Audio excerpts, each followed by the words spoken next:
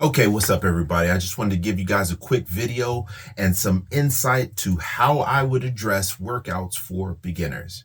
Okay, this video is good for people that want to get into the gym and they're beginning to lose weight. Now, this will work for you whether you are a beginner or even if you're someone that's been to the gym for a while and maybe you took a break, or if you've already been in the gym, these might be some good reminders. So the first point I want to give you is focus on big movements when you go to the gym. All right, so if you go into any gym in America, you will see people frolicking through, doing all kinds of different movements on different machines and pieces of equipment. And which of them are things that you need to be focused on? And that's sometimes intimidating. Let's face it, there's a lot of stuff that keeps coming out where you just don't know what the hell you're even supposed to be doing. What does this machine actually do? And well, we don't want to look foolish, so we tend to not do it. I've been in that situation, and I've talked my clients out of some of those very situations as well. The point is, when you get into the gym, focus on the big fundamental movements. Those are going to be things like your squats, your deadlifts, your presses, so either military press, a shoulder press, bench press, things like that. Doing your big movements are going to recruit more muscle fibers. It's going to recruit more body parts, which also is going to create more muscle damage. It's going to burn more calories, build more muscle later on, yada, yada, yada. All of that stuff. But still, focus on the big movements. Now, that doesn't mean you don't get to go in there and do some glute kickbacks or some cable flies. But I want you guys to spend about 80% of your time in the gym working on the big movements. Focus most of your energy into a place that's going to give you the best and the biggest bang for your buck. Because you also don't want to be in the gym for hours and hours and hours trying to do everything for one body part, to have to rinse and repeat and come back and spend more hours tomorrow and the rest of the week. Big movements. Okay, so second on this list is going to be challenge yourself. Okay,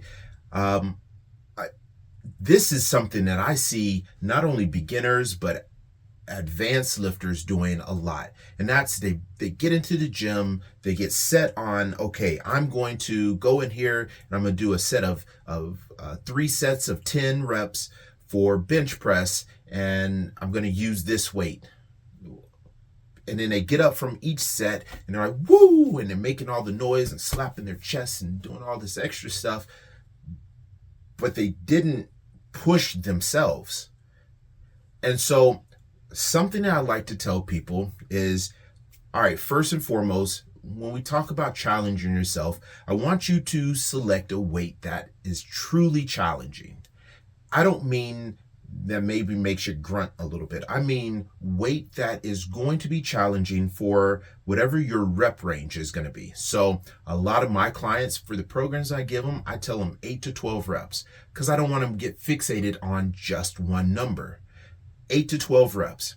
And so if you're hitting 12 reps constantly and you know that you could probably do a couple more reps, then it's time to bump up the weight.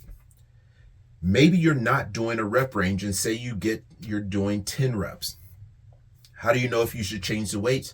Well, again, if you're getting to 10 reps and you feel like if somebody told you do 3 or 4 more reps, maybe you could squeeze it out. Maybe you could push and muscle through it with enough motivation. If you're in that position, you probably need to go up in weight. The science shows us that training close to failure is absolutely important when it comes to building muscle. And yes, even though you want to lose weight, building muscle is one of the keys to losing body fat. Because as you build more muscle, well, your metabolism's going to go up and you're going to burn more calories and you're going to be able to use more calories, et cetera, et cetera, et cetera. All right. So let's make our time efficient by going into the gym and challenging ourselves and selecting weights that gives us 1 to 2 reps in reserve. Take your sets close to failure on your big lifts. And then when you get to some of your isolation movements, like your leg extensions or maybe, a cable fly, some of the smaller movements, then take those to failure and get out of the gym. And now that we're talking about sets, we might as well go ahead and mention 12 to 15 sets per body part per week. So that means through your 7 days, you could split those 12 to 15 sets up over the entire course of the week. And that will still get you the amount of working volume you need, especially if you're taking those sets close to failure. So the third tip on this list is going to be stick to a plan.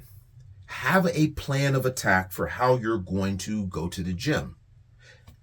That means understand what workouts you're going to do, your body parts, how you're splitting them up over the week, how many days of the week are you going to work. That way you can understand how much volume you need to do each day.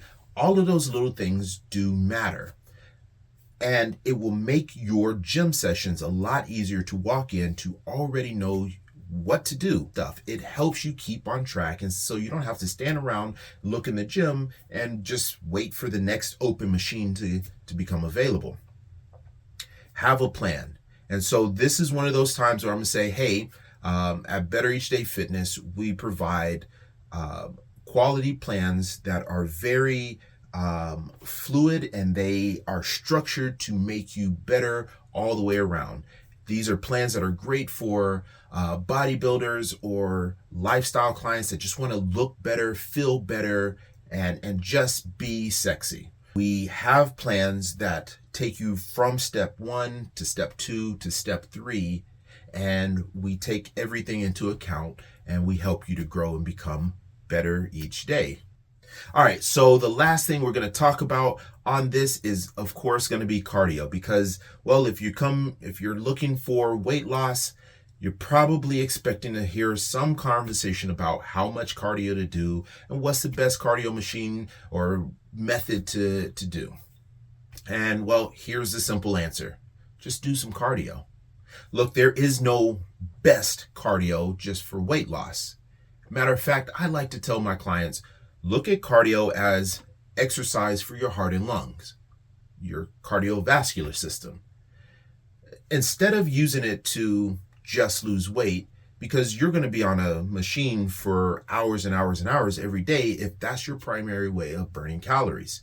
I mean, reality, in half an hour, you're probably going to burn, 150 to 200 calories. Now, of course, if you work harder during that half an hour, you could burn a little bit more, but I'm sure you're going to start to see that time is going to be the biggest factor for how you're going to lose weight, because you only burn calories doing cardio while you're doing cardio. Unlike with resistance training, you still burn calories up to 48 hours from the workout you did.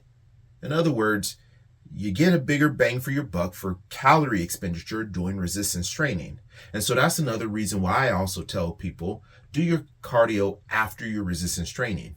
I want you to spend the bulk of your energy lifting weights, using bands, using resistance, building muscle, and then go ahead and spend some few minutes on the machines doing some cardio or the stair climber. The stair climber is my personal favorite. But that's just because there's more activity for me, and I guess with my ADHD, it just works well with me. But pick something that you enjoy doing and stick to it. Start small. You don't need to start off doing 30 minutes of fasted cardio first thing in the morning and then coming back and doing an hour of cardio after your workouts. Start off with a few times a week doing 15 to 20 minutes. You also don't even have to do cardio at the gym because, well, you walk around your neighborhood. Figure out ways to just become more active and use that as little ways to burn additional calories. We don't need to make weight loss any more complicated than it is. If you set a goal, you stick to your plan, you know what you're going to do before you get there, and do it in an intelligent way, you will lose the weight. Please remember to like the video and subscribe so that you can see more videos here in the future. And from Better Each Day, we're out.